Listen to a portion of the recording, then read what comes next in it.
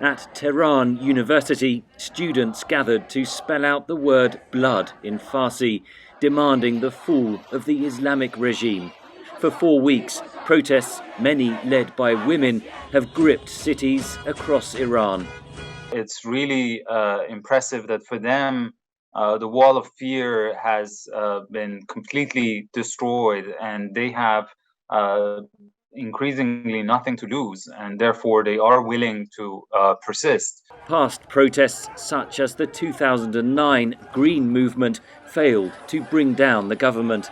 But resentment now transcends political divides amid economic crisis and domestic repression, says analyst Behnam Ben Taleblu. Rather than advocating for one element of the regime, this is the population saying they're done with the regime in its entirety.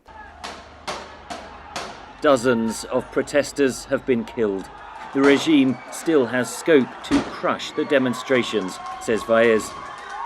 It has not yet deployed the Revolutionary Guards, and so it still has a lot of repressive tools up its sleeve that it can use against the movement. Britain last week followed the United States and Canada in imposing sanctions on senior figures in Iran's morality police.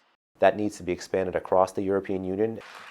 In Europe, female lawmakers and celebrities have cut their hair in solidarity with Iranian women.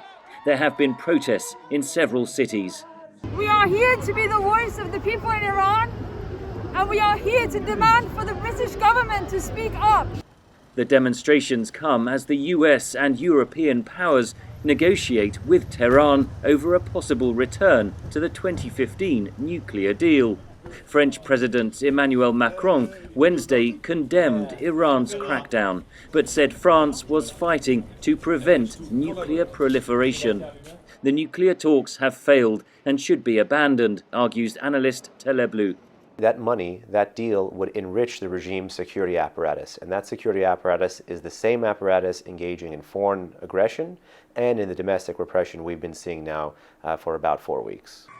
Taleblu said the West could take practical steps to help the protesters, including the provision of satellite internet to circumvent government restrictions. Henry Ridgwell for VOA News, London.